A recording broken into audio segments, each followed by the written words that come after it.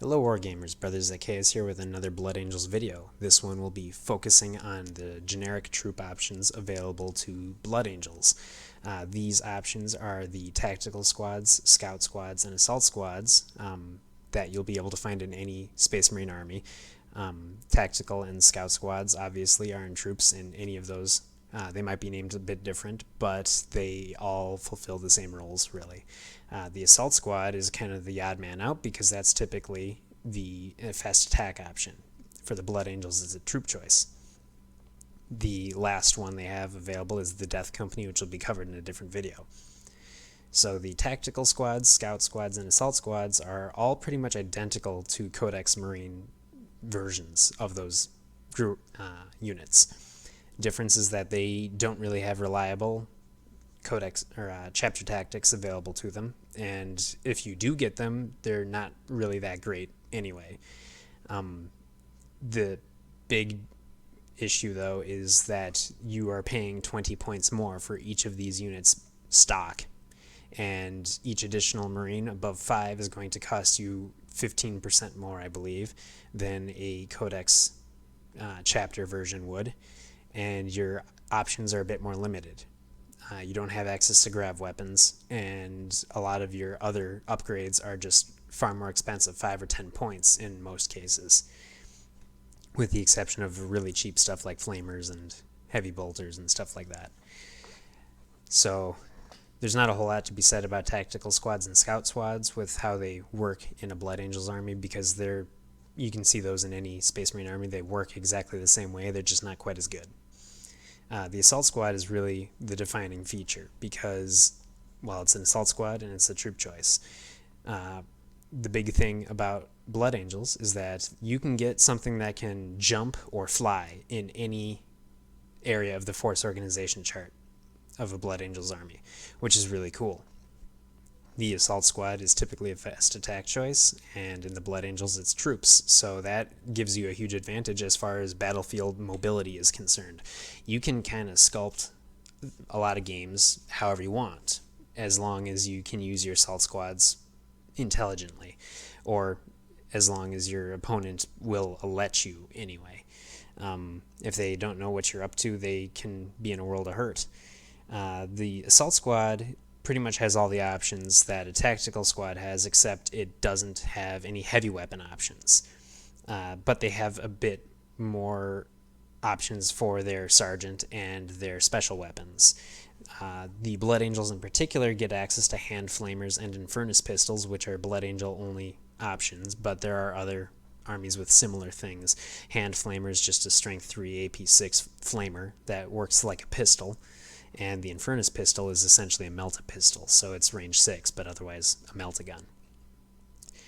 The sergeant has access to lightning claws and storm shields and thunder hammers and stuff like that, which is pretty cool, but a lot of that stuff is really way too expensive for a troop choice.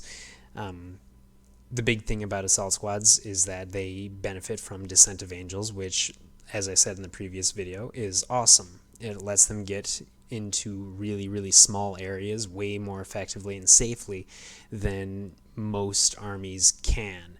So if you have your 10-man assault squad, maybe it's 5-man, or maybe it's 10-man split into 2 combat squads, you can get control of the battlefield pretty easily. And what you can also do is force your opponent to spread out their fire a lot, and hopefully your 3-up saves and toughness 4 models will be able to weather the fire. That's not always going to be the case, but you do what you can. The biggest draw to the assault squad, though, over other armies' options for the troops is that they ignore the terrain, almost completely, and that lets them move to gather objectives up pretty easily with the objective secured. You can go and just swoop in and grab something up from something that isn't another troop option pretty easily, as long as you field enough of them. So that's pretty awesome. Another thing you can do is fit them up with melta guns and use them as tank hunters or monstrous creature hunters. They're pretty good at that. They can deep strike in, fire a couple meltas off on right away, and laugh their way home. I mean, they might get filled with bullets after that, but as long as you took your 5 dudes and killed a model that's worth at least as much as they might be coming out ahead, especially since your little dudes are not going to be nearly as strong as most of the things that they're really going to be good at killing. The downside, they don't really have a whole lot of firepower other than their special weapons. They got bolt pistols and they've got chainswords, so not a whole lot you can say about that. However, like the Codex options, the Codex Marine options, the Assault Squad can ditch their jump packs in for a discount on a dedicated transport, which is usually going to be a Razorback with some sort of big gun on it.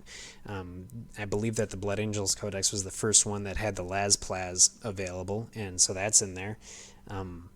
The one drawback is that the discount isn't as good as it is in 6th and 7th edition Marine armies. So that's a bit of a bummer, but it's what you can do. The benefit is that you can field a lot more of those squads than anybody else can. So if you really wanted to, you could have 6 5-man assault squads with a Las Plaz Razorback tailing them, and there's nothing wrong with that. Especially since Blood Angels' small tanks all are fast, so they can drive up 12 inches and fire that thing off like they hadn't moved at all, which is pretty awesome. So the generic troop options for the Blood Angels really act just the same as a Codex Marine army would. The difference is that they're not quite as good, but you have way more mobility if you're using assault squads, which you should do. It gives you a lot more flexibility with how you're going to approach situations, and really it's a lot of fun to play an army that really doesn't care about how far away your opponent is. The downside, your chapter tactics are nowhere near as awesome as the Raven Guards for your assault squads. You don't get to go in the movement phase and assault phase, but hopefully that will change, or maybe we'll get something else to make up for it. But yeah, the next video I'll be doing will be about the Death Company, because they're awesome. There's a lot of stuff you can do with them. They've got a lot of drawbacks, but they're just a fun unit to play. So that'll be coming up next. Until then, let me know what you'd like to hear about, maybe, and give Invasive Ramnus another, upvote, thumbs up, whatever it is they have here on YouTube, and happy wargaming.